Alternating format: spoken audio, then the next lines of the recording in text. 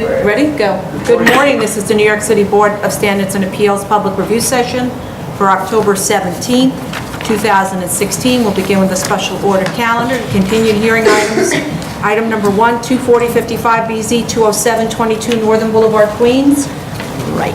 So they submitted an operational plan to show how the test drives exit the rear gate, which is on 45th Road. And they drive up to the Clearview Expressway and come back around to return to the site via a drive to the back gate on Oceana and then 45th Road. So, and I think the description says those are left turns, but actually those are right turns. Yeah, you're coming down and then you make a right and you make a right. But then the drive is both exiting and entering along 45th Road past residences. I thought the whole point of this study was to show how they weren't going to use 45th Road, and instead what it shows is it always uses 45th Road. So I'm not understanding that approach. I actually think that in order not to disturb all the residents on 45th, they need to figure out a way to either access through their own building, which we discussed already, and just figure out how to do it, or make a deal with a neighboring dealership and get some kind of an easement to go through that property where that exits onto Northern Boulevard. Anybody else? Well, I would like them to tell us, well, if they follow their proposed plan, how many vehicles will actually enter and exit the 45th Road gate? Because I guess it's for customers and probably staff. Yeah. And I would think, if you drive along 45th Road, you can't tell one site from the other. So they Right. would probably have to put signage on 45th Road. So, what were they proposing in terms of signage? And I don't see why they're currently supposedly using the VW lot for customer parking. Why can't they continue to do that? Right. But I don't think the other lots exit from enter to 45th. They're all from Northern. Right, So exactly. so you might not need a sign because it's the only place you can If they enter. don't use 45th Road, then they wouldn't need a sign. Right. Okay. Anybody else on that? Okay. Item number 2, 20262BZ, 950 Allerton Avenue, the Bronx. They requested an adjournment to complete site improvements. Item number 3, 71682BZ, 20930 Northern Boulevard, Queens. They provided photos showing the graffiti on the brick wall overpainted, not moved, but because it's a white brick wall, it doesn't look as bad as it might the way they overpainted it. And they also show the condition of the fencing. They provided a revised plan showing planting along the rear lot line, but not along the side lot lines in the R4. The plan labels those adjacent properties as open yard storage, but one side is actually part of a residential lot, so that's your idea of open yard storage, my idea of my backyard. And the other side is an open green area on a residential street, which could be a house. So, and while it's still an open yard, you shouldn't have to look past it to a parking lot. So I think all of the R4 perimeter needs to be planted and properly fenced. I also don't understand the statement that the eastern fence adjacent to Lot 3 will not be relocated. The plan shows that that fence is 7 foot forward of the property line, but in any event, whether they relocated it or not, that 7 foot area could be planted with dense shrubs and act as a buffer, and ditto for the lot line adjacent to Lot 42 on the other side. That's the residential, that's a house. I'd like them to clarify that a 3-gallon boxwood means planted in the ground in planting beds and not in planters. I did look up 3-gallon boxwood and you see it installed, but I don't know what that actually means when you buy it. It's the root size, but I don't know whether that implies they might put it in a planter, which is not okay. The letter also states that waste pickup and merchandise deliveries will be until 10 p.m. I know the community board also had that as a time limit, but it seems to me, thinking about what it's like when it's noisy till 10 p.m. in my neighborhood, that's late. And so I think that should be until 8 PM, unless there's some kind of real practical difficulty with that. Also, the community board asked that directional arrows be painted on the parking lot and exit signs be installed to clarify the circulation on the lot, so I think they should do that. Anybody else? I think they mixed up the east and west fencing in terms of the description, and when they talk about the 3-gallon box widths, I wasn't sure how tall they were at the time of planting. You know, the zoning resolution usually says 48 inches at the time of planting to grow to 6 feet, and they didn't really say that they repaired the rear fence, and there's still barbed wire on the rear fence, according to an opposition email that we received.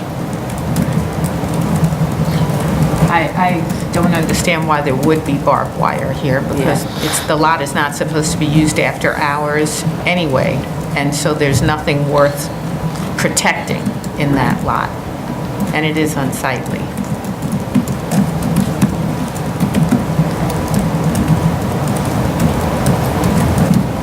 Okay. Anything else? I think at the last hearing, we had suggested that they consider a different kind of fence treatment, especially along the Northern Boulevard, that matches the property to the east. And I mean, neither has the barbed wire being removed, nor has any effort been made to improve the fence, which is kind of rusted. And it's not a very welcoming sight for this. I think it would be also helpful to get a photo of all the different fence conditions, because we have, it seems at this point, different fence types along the entire property, including a masonry wall with hedge kind of finish. And the latest latest photograph shows that there is a container located on one of the striped areas in the rear, and if that is to stay there, that should be indicated in the plan. Oh, I don't know why it has to stay there. Yes, that's a good question. Yeah, Containers are used as permanent structures when they shouldn't be, you know? They need to have a permanent structure to meet their I wasn't needs. sure. Okay. Yeah, okay.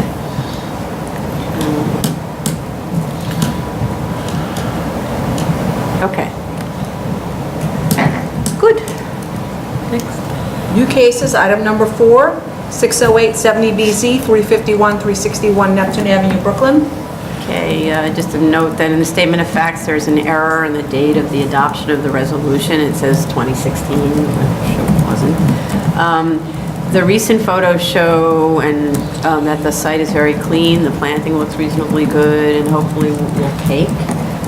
The AC was relocated off the roof to comply with the approved plans, and the ADA signage was installed.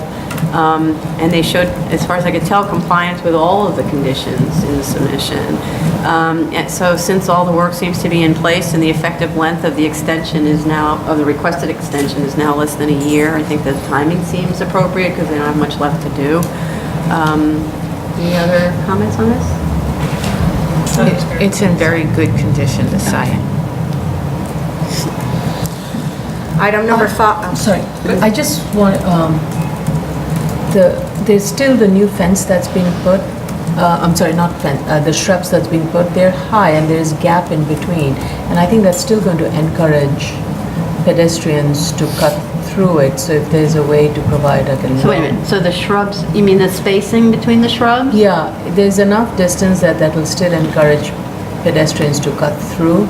I was wondering if there's a way to either Infill it. provide a lower shrub that would prevent... They can also put those little U pickets, you know, whatever those things are. That just is like That also something that discourages people from going forward, because I think the idea of the spacing is the shrub Right. grows out. You don't want to put them too close Right. together. And they are nicely spaced. Yeah. It's just the appearance of the site is really beautiful. Yeah, they did add more landscaping than what was in the photos. Yeah. So maybe that space has been filled in. Okay. So, I think eventually it will. It'll fill. Okay, yeah. So maybe you put the U pickets in to prevent it, but otherwise, it's going to fill. Yeah. Okay.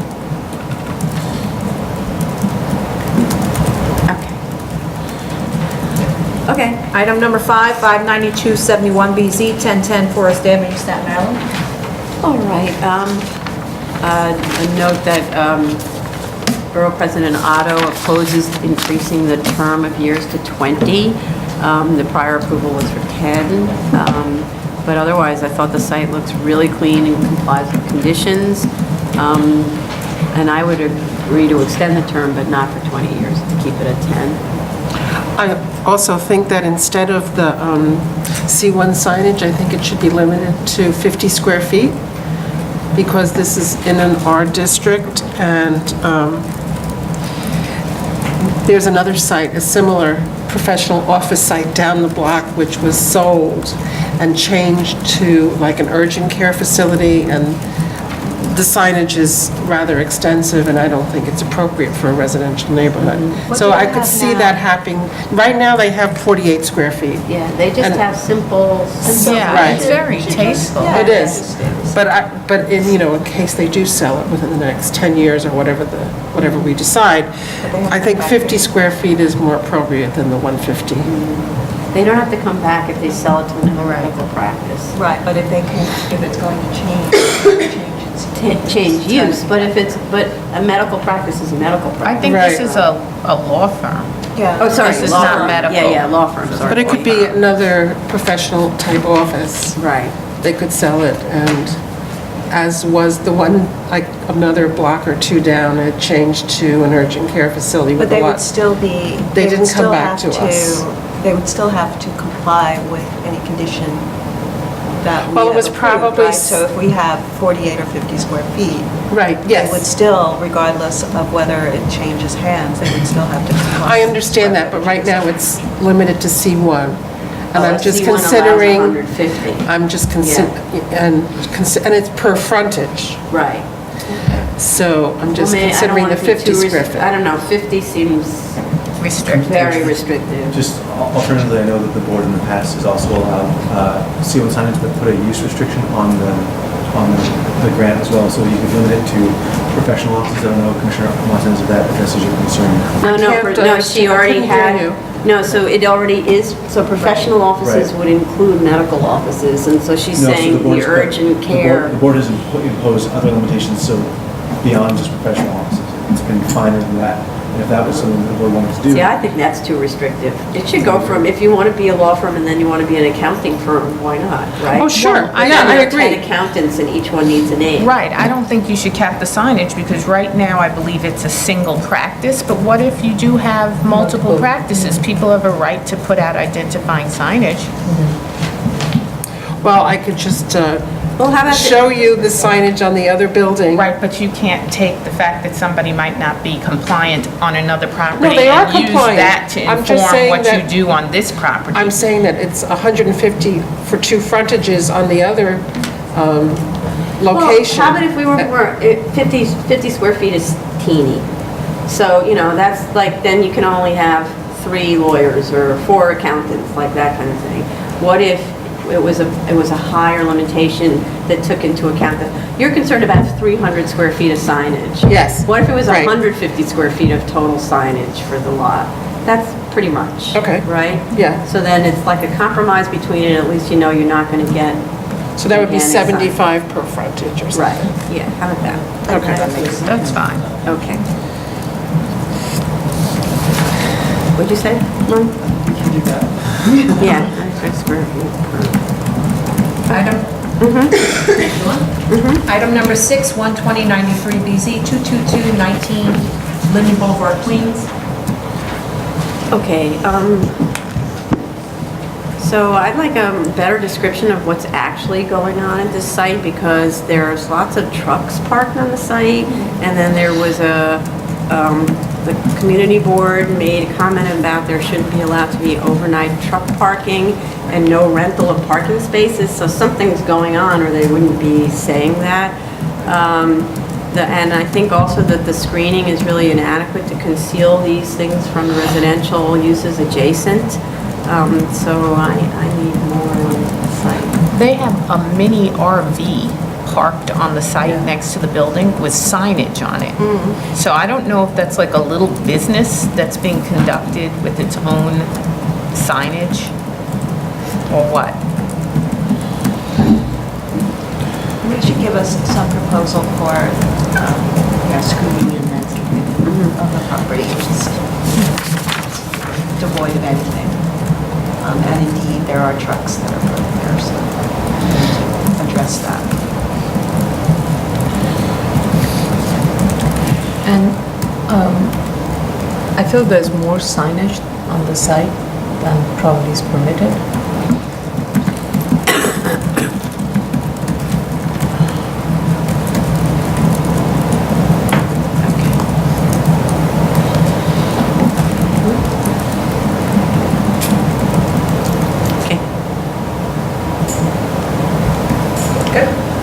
Item number 7, 2694 BC, 141 Manson Avenue, Staten Island.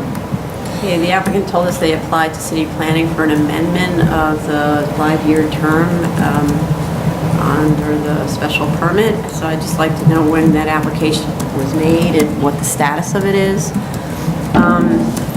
The parking counts are different on the two sets of plans. There's 30 or 32. There's 4,699 square feet, or there's 4,570 square feet. The latter number, the lesser number, is on the plans that were submitted August 18th, but the statement of fact says there's 4,699 square feet, so I don't actually know what the right answer is. The statement of facts also doesn't mention the increase in parking until the very last page. So it's kind of like you don't know who, it tells you the butler did it at the very end, you know? So it's kind of hard to follow when you don't actually have all the facts up front. It also isn't listed on the proposed changes list. It goes through all the changes to the project and it doesn't mention the parking. I'm wondering whether the increase in floor area increases the rated capacity of the restaurant, which then allows the public assembly permit to be increased from 125 people. I found the public assembly permit story extremely confusing. It was issued in May of 2013, and the drawings show on the approved set the occupancy loads as 134 persons at the second floor and 110 persons at the first floor, but the permit is for 125 persons in the building. And then the proposed drawings, the one with less floor area, has 84 on the second and 114 on the first, which is also more than 125 persons. So I actually don't understand what the PA permit has to do with the drawings and how you get there. And then also on the drawings, they should clarify the location, type, and height of the fencing, because I actually couldn't figure out what was where. And on the landscaping plan, identify the types of planting, number, and spacing, so we have that for future use.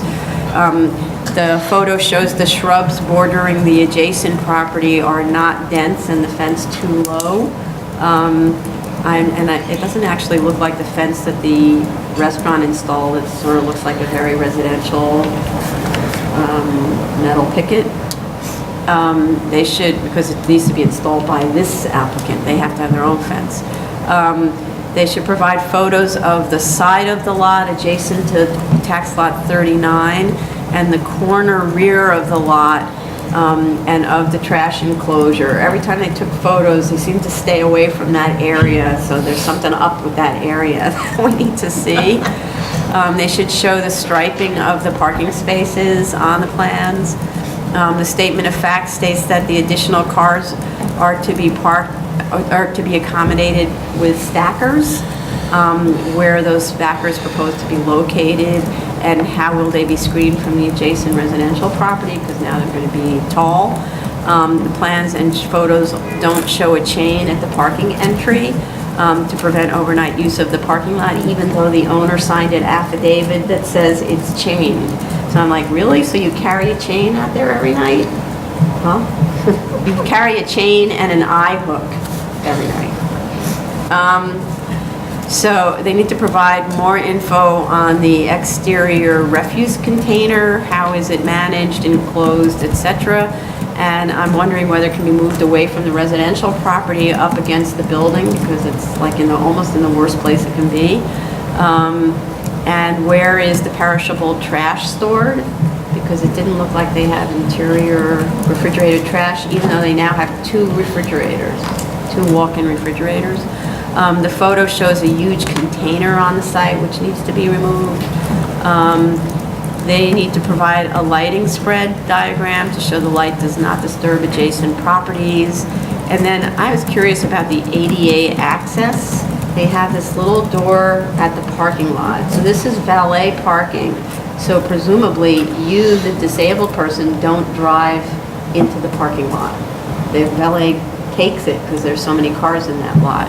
And so how does that work for a disabled person? And then the door opens into the fire stair, and then the door swings against the passage of travel. So I actually don't understand how that's a handicapped access. At the very least, it should move down to the corridor part of that rear, where it's clear.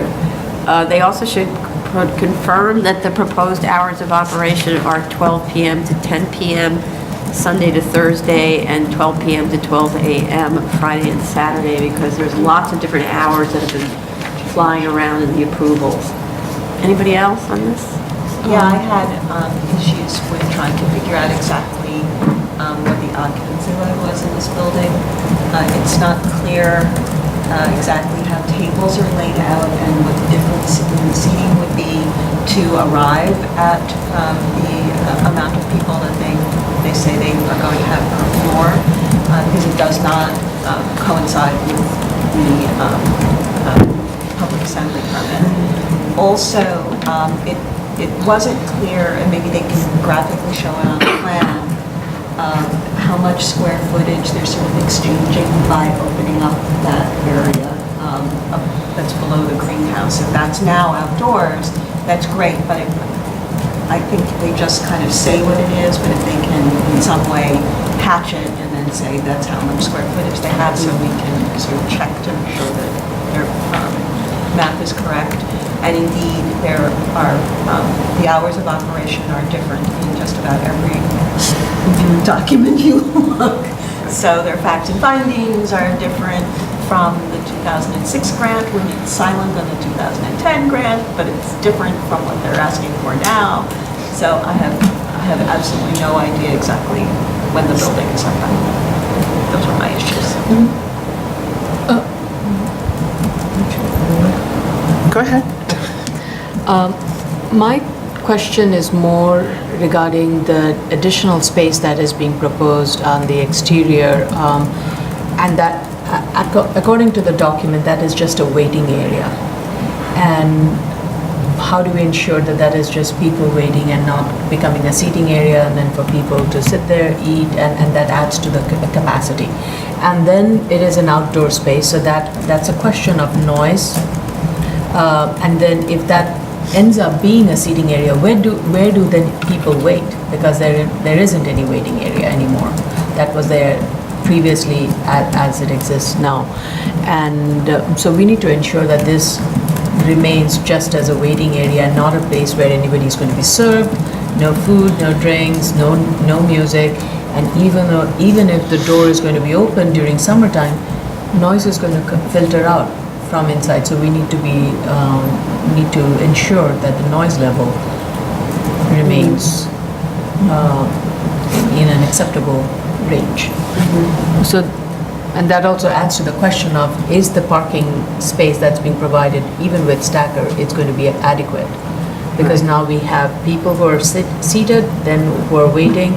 That's an added, and I don't think the analysis has factored that in fully. So I'm not sure it has fully addressed my concerns. So the little balconies are very shallow. So, and they say they're going to wait there, which is an odd place to wait, by the way. You walk into the dining hall. And then you- And then they escort you to the balcony. Please stand on the balcony. So- It's a and- little bit I thought odd. it was part of like a bar. It's going to be an extension of the bar. You're Yeah. going to take the drinks, you're going to hang out there. You're going to have a drink and then go Yeah. to But your it makes table. it uncomfortable if you're sitting inside. If you're sitting near that, And you're sitting near them and you're eating, it makes it uncomfortable to have someone standing outside, kind of like. Like, Right, it is and- an odd place to And use it's as a not, waiting. it doesn't take that long to put some lounge seats there and sit there, chat. Or actually, you just push the tables out a little bit, and Exactly. some of the seats are out and some are Right. in. Leads out. I mean, that's kind of typical of what you do with a balcony. Yeah, I mean, you could easily have like a two-table, Right. easily Yeah, sitting two top tops, yeah. with enough space to circulate. So I'm definitely concerned about that, and we need clarity on that. And if need be, we need to have notes on the drawings that this is just for waiting, no serving, no drinking, and during inclement weather, it cannot be covered. It has whatever is. Right. You can't, of course, that's hard to regulate. But the point about noise is, of course, a Yeah. big issue, because though it's going to open and then all the sound of the restaurant, the music, everything is now on the street. Permeate out. Yeah. so this special permit has a limit of 200, so I think that they're really proposing more than that. And the storage shed in the parking lot is a permanent refrigerated shed, which has been there for a long time.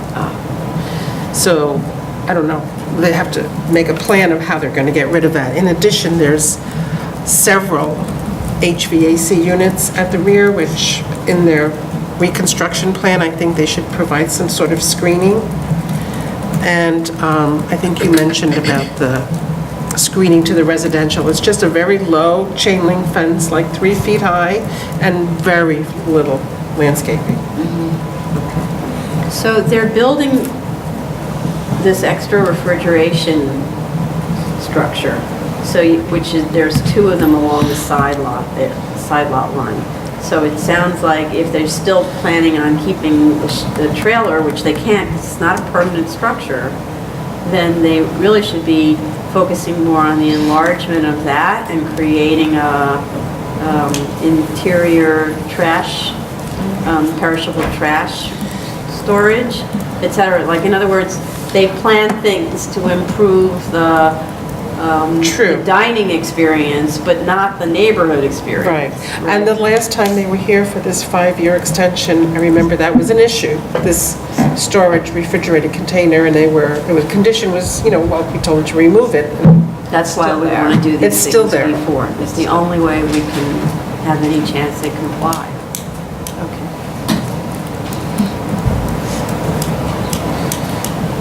Okay. Item number 8, 18202BZ, 2990 Victory Boulevard, Staten Island. The applicant states that the 2005 approved drawings were lost, that by DSA doesn't have them, which is possible. It's hard to believe because it's only from 2005, but nevertheless, it doesn't look like they went to any effort at all to obtain a copy of them from the likely sources, like the same architect who works on this proposal and the prior proposal. Seems like by sort of default, they would work on the one in the middle. So they should obtain a copy of the 2005 set from the architect. With respect to the compliance checklist, I'd like to know if the existing conditions follow the description in the 2005 resolution. The photos are from 2014, February, so they need to provide recent ones. The 2003 approved plans show extensive landscaping along the perimeter. I'm assuming that the subsequent revision, the board continued to ask for landscaping, and I don't see much. And what there is basically just overgrown garbage. The number of parking spaces on the plan, they should number the parking spaces on the plans and show the landscaping, and the plans that are submitted now should be at the same level of detail as that was approved in 2003. And with respect to the trash storage shed is at the rear. We need photos of that to understand what that is. There also appears to be an extra air pump not shown on the drawings. Right. Anybody else? Well, I think that the 2003 resolution had requested that that one northwest landscape area, which now has the air pump that's not shown, was supposed to be extended towards the one curb cut on Richmond Avenue, and I don't think it does.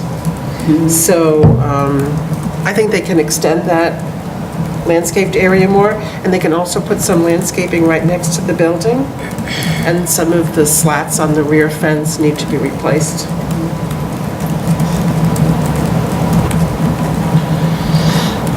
Anybody else?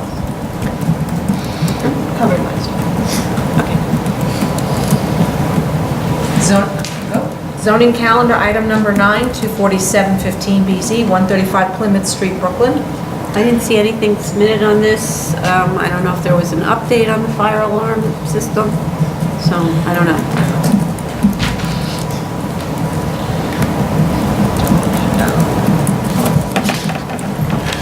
Item number 10, continued hearings, 115BZ, 24 East 39th Street, Manhattan. I didn't have a chance to check the actual process of this. The applicant states that it was closed on 8/16. I don't know, we need to verify that because it's listed as a continued hearing. It's continued. It's still continued. Yeah, we didn't close it. So they misunderstood that it hadn't been closed. I didn't listen to the recording, and I didn't look it up on Fusion, so. I don't have it listed as closed. Right. It wasn't closed, okay. Okay, in terms of comments, sorry. With respect to the ADA access, they provided an alternate set of drawings to either retain the existing ramp if DOB permits it, or install a platform lift. I just want to understand better how the lift would work. They just show a little square. They Right. don't tell you what's going to happen. If it's going to go down the ramp, Yeah, it almost or looks if like it's it going to go slides vertically along the up, ramp. because it can't go vertically down there. I didn't Yeah, understand that. it has to go into the basement and then you travel along, but they don't show, they didn't actually do a drawing. Well, there's a restaurant entrance there, I believe. Yeah, but there's also, they wouldn't go straight in. They would go down the elevator, down the lift, and then wheel across the front of the building in like an areaway, and then into the door that's in the basement level, but they don't show that at all. No. And so that's not exactly showing an alternate, that's not showing anything, really. So if they could quickly modify that drawing to be a real alternate. The statement of facts were modified to clarify the scope of work required for the as-of-right renovations as we requested, so it's clear what is demolished and what isn't. And then I leave the financial questions to Darren. They altered the actual income and expense data from the William to take out the depreciation like was requested, so that's fine. They made an attempt to figure out a standard for the pricing schemes for all of the scenarios. It is extremely complicated to do, so I accept the attempt that they made. The bottom line is, the big picture is that, the building is too small and has too few units to compete with the extended stay hotel market, and the ask is relatively small to turn it into a short-term hotel, so I accept the financials as adjusted. Anybody else? I think, I agree about the ADA access. It wasn't really clear to me exactly how the lift would work, but I think DOB would be the best judge as to exactly how they accomplish all of that. So perhaps their note should just, read as approvable by DOB. I don't know if they have to go to MOPED for the lift to, say that that's okay. No, it's more about the ramp. It's whether or not, because the ramp is too steep. So that what they really have to do is get a waiver on the steepness of the ramp because it's an existing ramp. So DOB would be the ones that actually would. So you're saying, like, what's the point of doing the drawing because DOB will have them get into the There's details? probably another step that they need to go through with DOB. So. Okay, that's fair.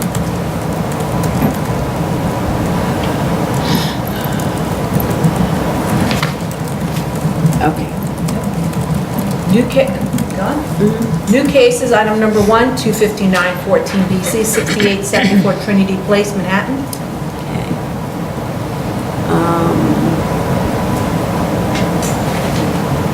I studied these drawings like for a very, very long time to try to understand the circulation. And because of the way the elevators are related to each other, I'd actually like them to walk us through how you circulate through this building.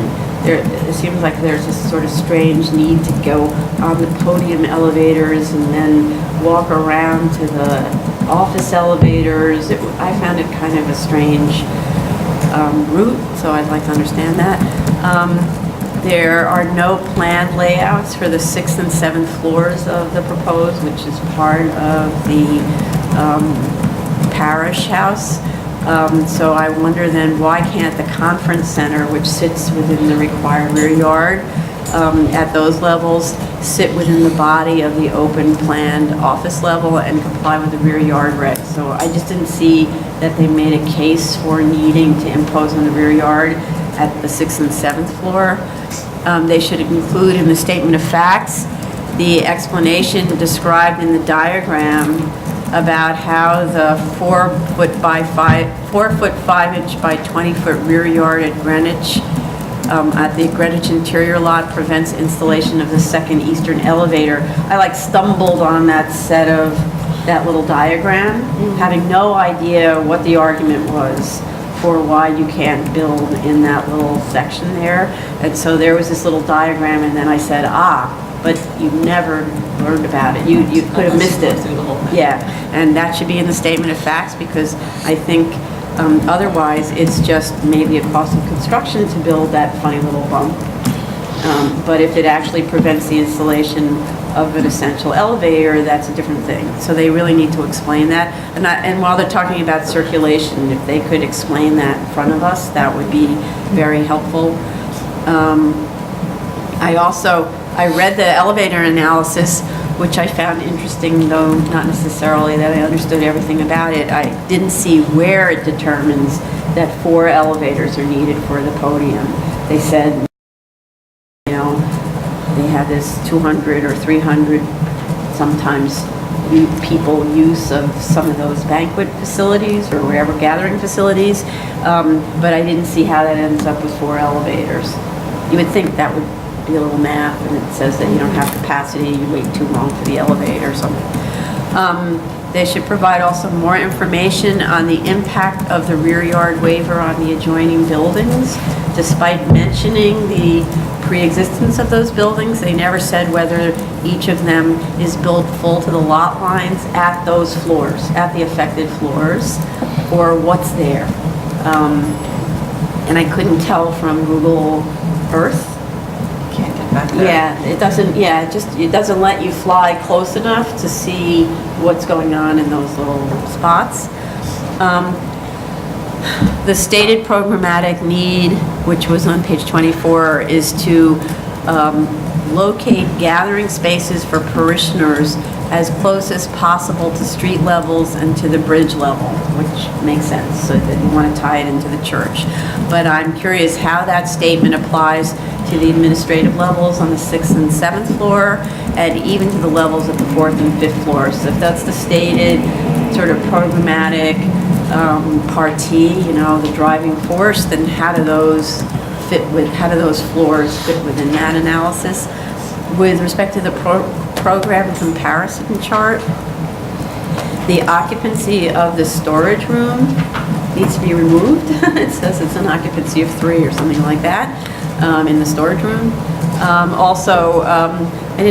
There are 2 counts given. One count is in parentheses, and I didn't understand what that was for. There's no key. Tells you how many people would fit in the rooms under the as of right and under the proposed.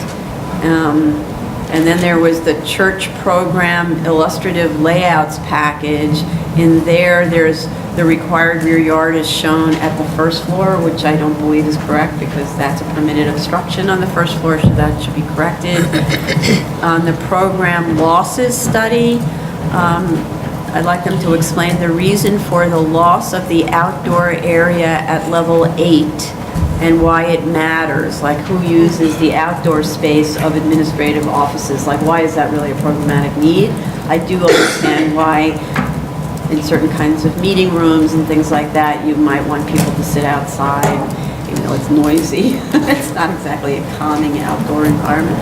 And then just in curiosity about the program, how does the community kitchen work? The statement of fact says that people come and they can cook their own meals. I just wondered, like, how do you actually do that? Are there cooking classes? Like what is that? Is it something that people come to hold their own events and then they let them use the kitchen? Like, I didn't understand that. Anybody else? I had a little question about the southern rear yard incursion concerning those elevators, because I'm not an architect, but I looked at the plans and it seemed to me like that fourth elevator could fit and that it was more maybe a question of circulation past the elevator and required circulation widths. So if they could just reinforce that, if that is the truth, that would be helpful. Yeah.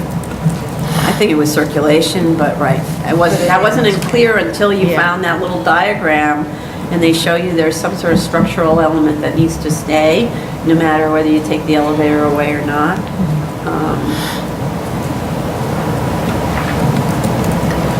Anybody else? Yeah, I had a similar question with regards to the elevator. The layout as shown, is that the only feasible layout? Are there alternatives that could address the need for so many elevator bays and yet can be accommodated without requiring a rear yard?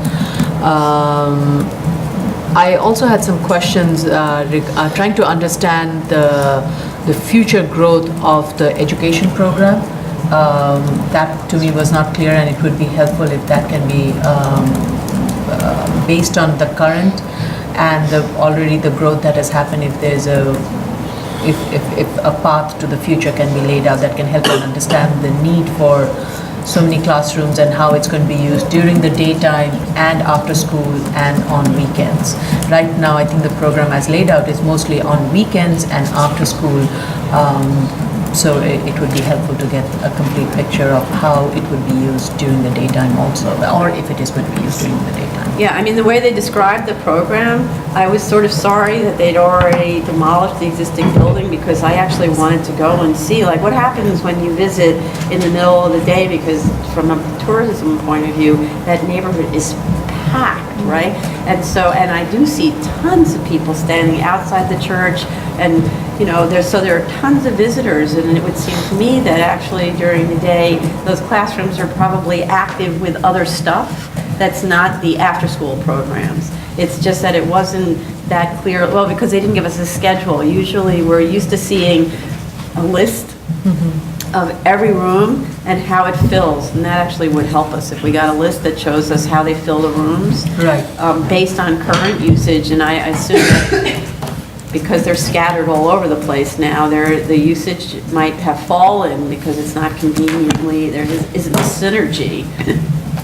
But maybe before the building was demolished, they have records from how filled they were with those rooms and then projections.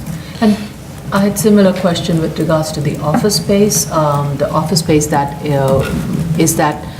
will that address the need, the current need, or is that also to accommodate the future growth? Just a clarification would be helpful.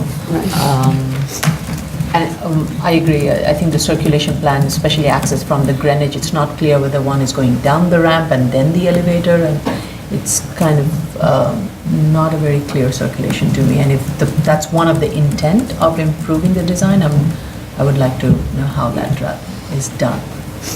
I agree. I needed to have a little more information about the usage between what they have now and what they're going to have and what their anticipated usage is. I had to go online and look at their website to see all of their programs and when things met.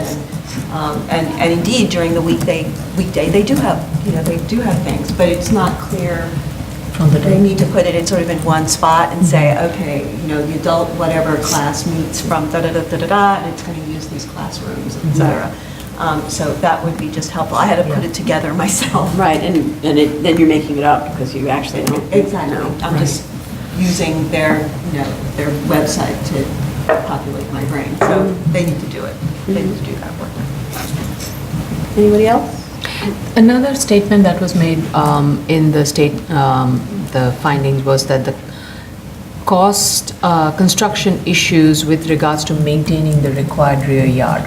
And I would like some clarity on that.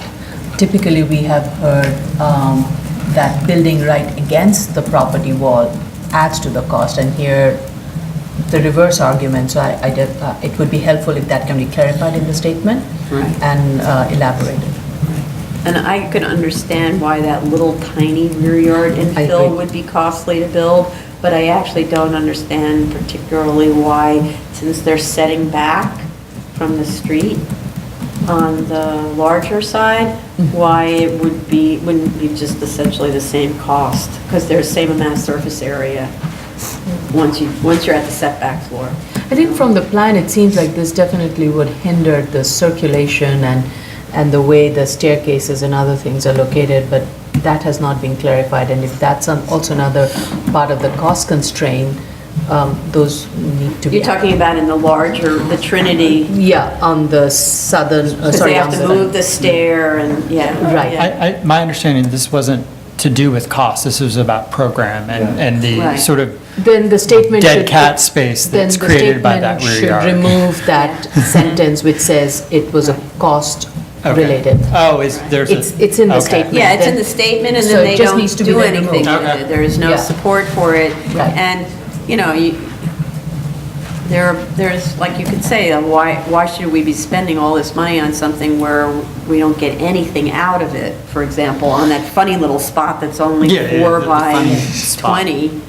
I mean, Yeah. so something like that, but that one actually turns out to have a good analysis because the elevator seems not to work because of it.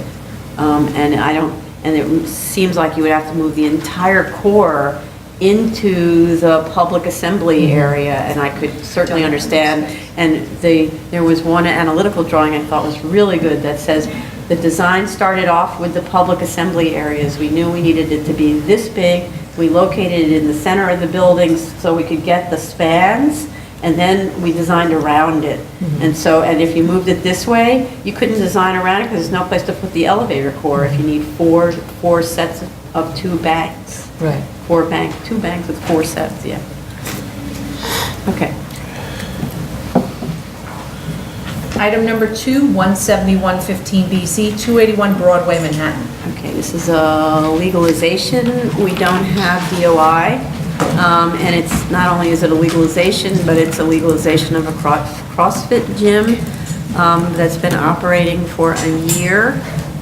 We need fire department sign off that the sprinklers and fire alarms have been properly installed and inspected or will be inspected, and also for them to check on the quality of the egress.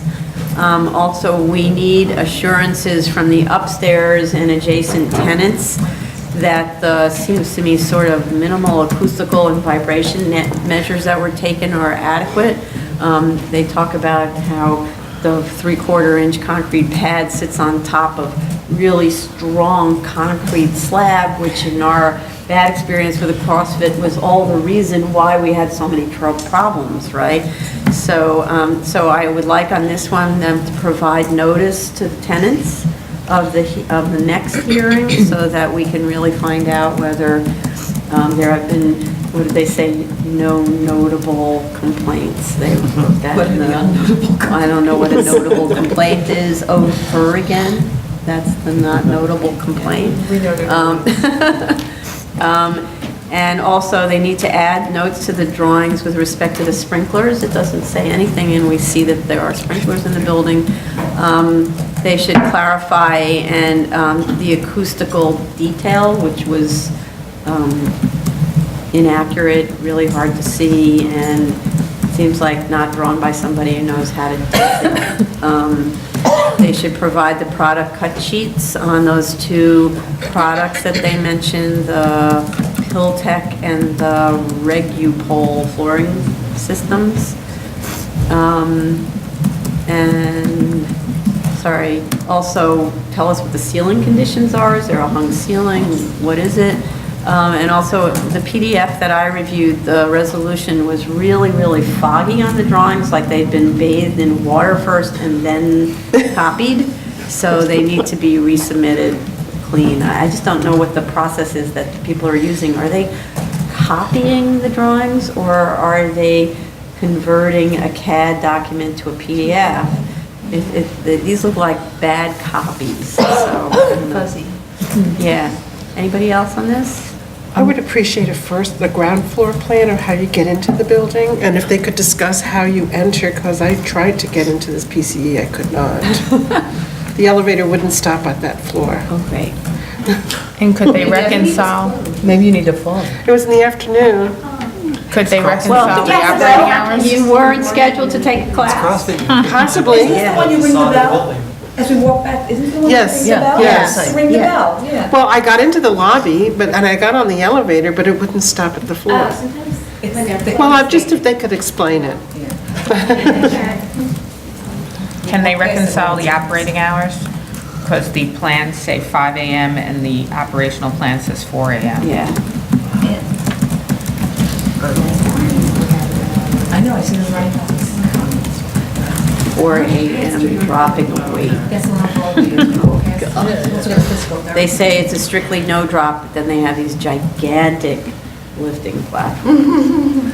So, I don't know. Anybody else? Okay. Item number 3, 217-15BZ, 8989E Turnpike Cleans. Okay, we need all the agencies, the fire department, DOI, and the community board. We don't have any of them. And I didn't have any other comments. It's a simple, it's PCE in a shopping center. So, and it's a retro fitness, which we haven't had any issues with. I think there were some inconsistencies regarding the floor area. If they could just check that out.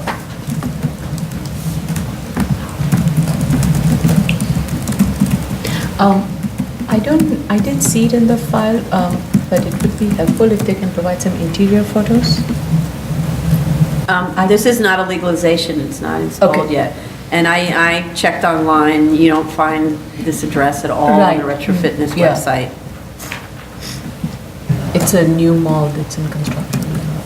I think it's actually an old mall Yeah, the that's mall's being existing. renovated. Sorry, I'm sorry, yeah. Yeah, I'm sorry. it's a very postmodern thing, it's very, very late 70s, early 80s looking.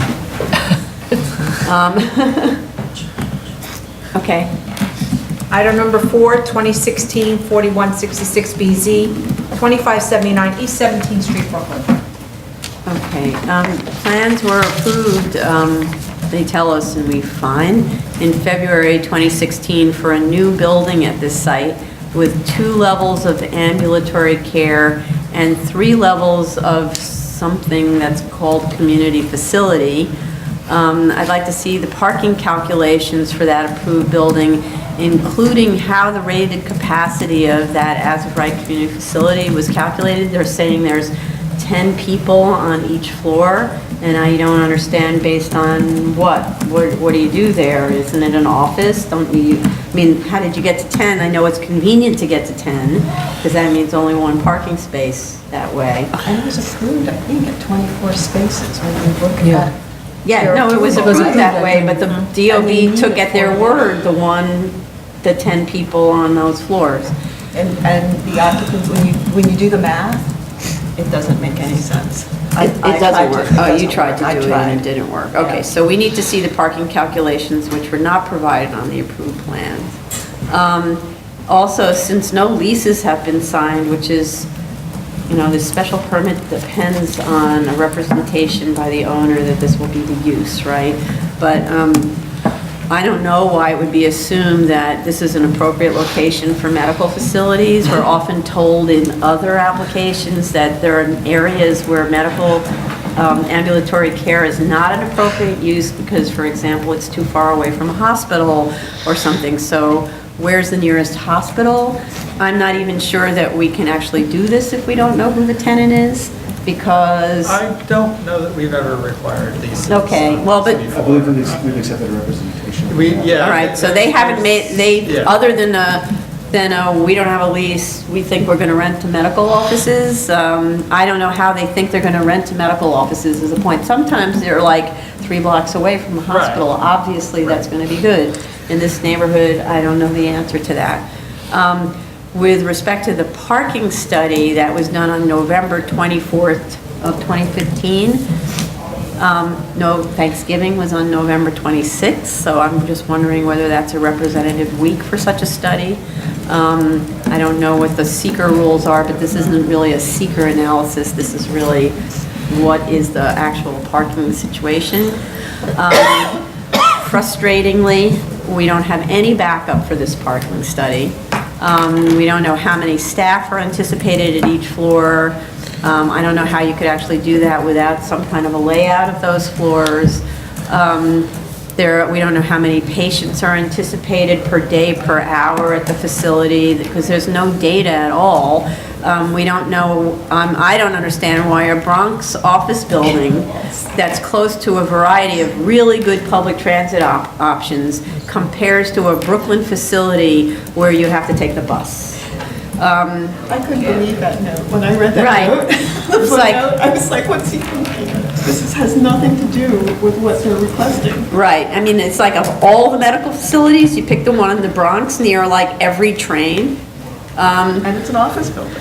Well, it's an office building, right, but this is Right. also proposed to have a couple of floors of office space, right? So, but I don't know what the public transit options are here, except that I looked them up and I saw which buses. But they don't tell us in the study. The study also states that the office is closed on Saturday, yet the statement of fact says the building is open 7 days a week. So why do you think the office is closed on Saturday? The on-street, with respect to the on-street parking study, they didn't give us any backup.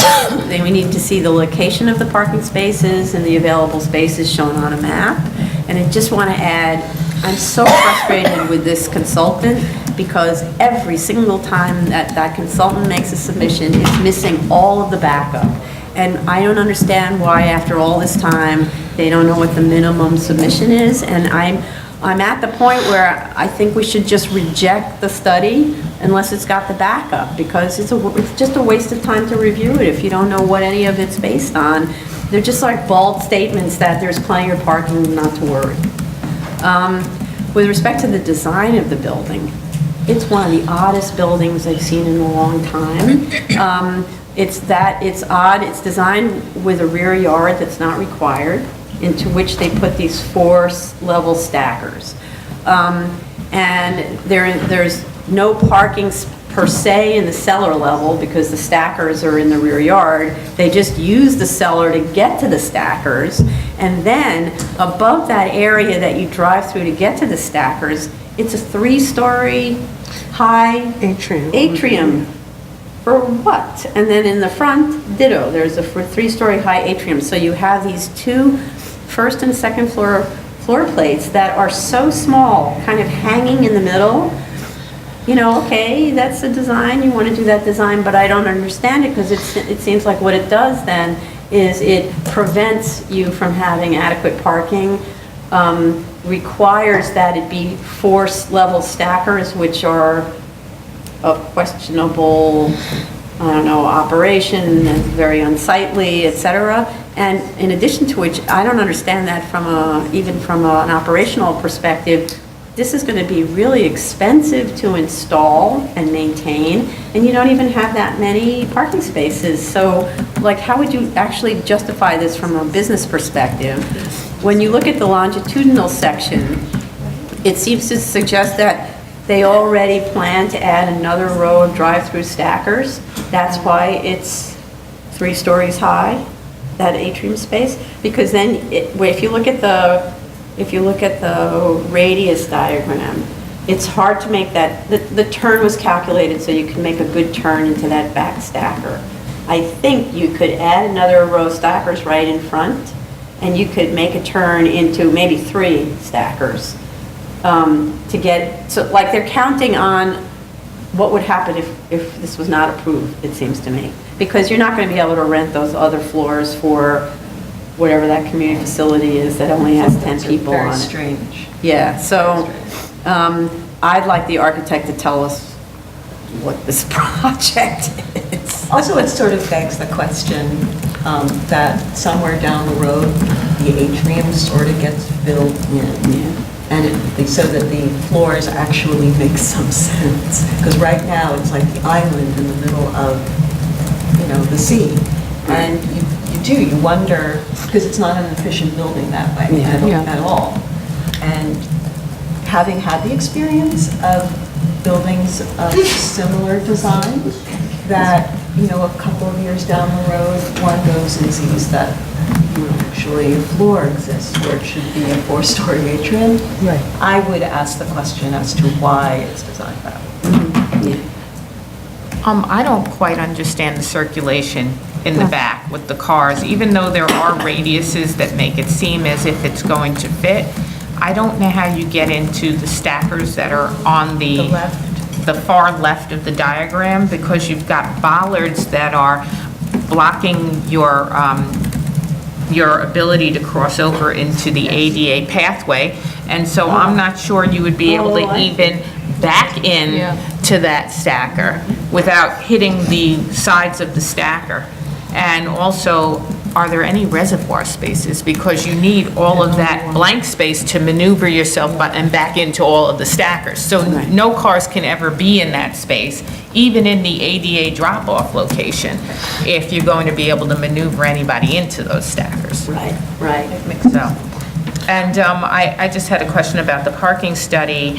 The square footages of office versus the medical office is different in the statement than it is in the parking study. And the question is, it skews to more medical office in the statement, I believe. And so does this affect the parking study, the differences in space? And also, I understand that the office part of it is as of right, but the daily trip generation for the office is blank in the charts, and I don't understand that, because you still need to get a total idea of what the impact is going to be in terms of parking demand. So you really kind of need to see what amount of spaces would be taken up by the office use. So without that, you don't know whether the parking spaces that they're providing are actually really enough. Oh, I thought that was just blank on Saturday. It was blank on the weekday also? I thought it was blank the whole way through, but I can read it again, maybe I was incorrect, but I couldn't figure out what was going on with the office.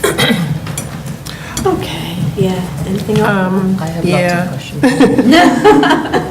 Well, just a brief statement that, this is all predicated on good faith reliance, and I have a little bit of a problem saying, they're saying they're constructing a non-commercial community facility, and they're actually, to me, constructing on bad faith.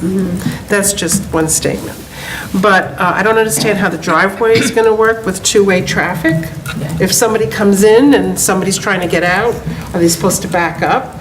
If you go to the site, you realize that this curb cut is right adjacent to the curb cut for a car wash, which has a long queue which wraps around the block. The parking demand study they used the net square footage instead of the gross square footage, which I think it increases it up to, the community facility would have 98 vehicle trips per day. They use the DOT data for the community facility, for the medical office, but this is like, he's used this many times. It's sort of like unpublished DOT study, and I just wonder, the DOT, when they finally publish it in the seeker manual, may have qualifiers. Right. And I'd like to know, what are the qualifiers? give us this data and use it over and over. In terms of the Bronx office, they used for the office parking demand, I would like them to actually use Sika data and compare that, and what do they come up with if they do that.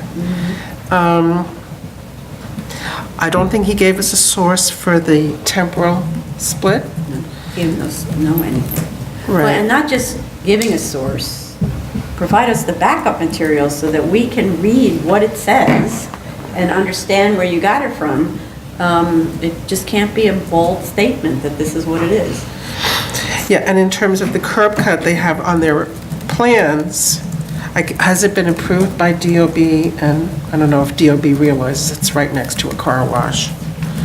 Because there's usually minimum distance requirements between curb cuts. So, First question is with the NABD. I think the DFF is at 11 foot, but my question is, why is the cellar level located at a lower level than the NABD?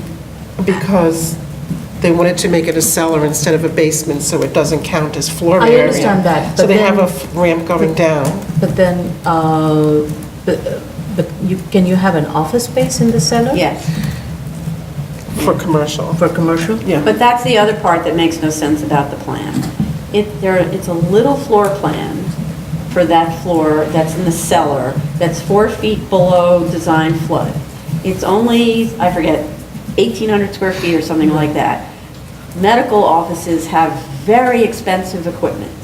Why would you rent That's in going to- 4 feet below design flood with your equipment that costs like $500,000 per object? I see that being a coffee space. Yes, retail. Yeah, I see Yes, that as a yeah. retail space. You're going to pick up your coffee, then go to your medical office or wait there Okay, well, until your then it doctor needs calls to be you. retail, and therefore it's a different analysis, and it Exactly. can't count That's in what our, I'm- yeah. And then the plan says the ground floor entrance is above the flood level, which it is not. It is at the same, it is below the design flood elevation. So I would like some clarification on that. Sorry, what did you just say, what was below also? The lobby Yeah, is below the is design that grade, but the below design flood? flood Yeah. elevation. I think that's how you handle ADA access, and then it takes you, right, you No. enter at grade because you need to, and then you go up to something that's above design flood. At least your elevator equipment is ideally on the roof, everything else is on the roof, so in a flood situation, that's believable, but not putting valuable tenancies below. I think many of you have raised the questions with regards to this entrance, and this being a narrow one-way entrance. How does vehicles come in and out, and how do you control that? The area in the rear where the vehicles are going to be parked and removed, how is that space going to accommodate a vehicle coming in, waiting to get parked, vehicle leaving, waiting to get parked, somebody disembarking? How is that going to be all accommodated in that small space? I just don't see it being feasible. There's a lot of inconsistency in terms of the floor area that is shown in the DOB approved plan versus what's there in the proposed. The lot area is not consistent in the statement of fact, and so there's a lot of numbers, and I would like consistency in that. And then the question I had raised was the scissor stairs. Right. And you have provided a text, and from that, I'm not sure how it meets that requirement, because this is over 60 foot, It's over 6 feet high. 60 feet high. And then there was a 2,000 square foot floor plate maximum. Right, and all of these are above. Once you get to the upper Right. floors, right. So I'm not sure how a scissor stair is applicable here, and definitely want to make sure DOB has weighed in on it and is So this was signed up on it. approved, And it was audited, too. yeah, Was but it it was audited? approved, plans were only approved in 2016, so it's a post-14. It's a, yeah. Yeah, don't know. I don't know. Well, are you measuring the height from the design flood elevation?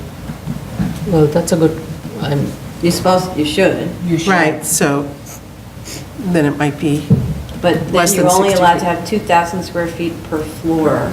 And this one is almost 20, what was it, 2,500 or something on the upper floors? the fourth floor is 3,000. Almost 3,000 square feet. Yeah, the gross area, and then net is over 2,000, 2,003. Explain how they got there. Right. And it- Okay. Yeah. What I find particularly disturbing about this is the assumption on their part that they would get this approval. right. And they're so far along in their construction that I don't even know how they would make that they would accommodate our comments. So let's just say, for argument's sake, we're like, okay, you prove that you don't have a need for more than 24 parking spaces, but we don't think your parking lot works at all. So you need to redesign the parking lot. They can't, they're already up to like the framing of the 5th floor. So all the steel's in place, all the everything, I just don't get this. So they may just have to get used to having some vacant upper floors. I mean, I don't know what to say. I just don't know how it got approved. I don't need, Still on well, that because DOB isn't gonna look behind whether you're gonna rent it to I don't know what that community facility thing is. Non-commercial community Yeah, facility. because we have, Typically, that even at DOB, well, I don't know. and it was self-certified. It was self-certified, so. Yeah, but it's been audited. It's been audited, right? And you look at the plan exam, history, and it's been examined many, many times. Oh. So I'm not really clear. So they said, well, we're gonna rent to, I don't know, there are not-for-profits. Yeah, a non-for-profit. May luck out. I can think of a lot of not-for-profits. It's a nice building for a not-for-profit. They're gonna need it. They're gonna need it. Okay. All right. I think that's That's it? Okay. This concludes the public review session for October 17, 2016.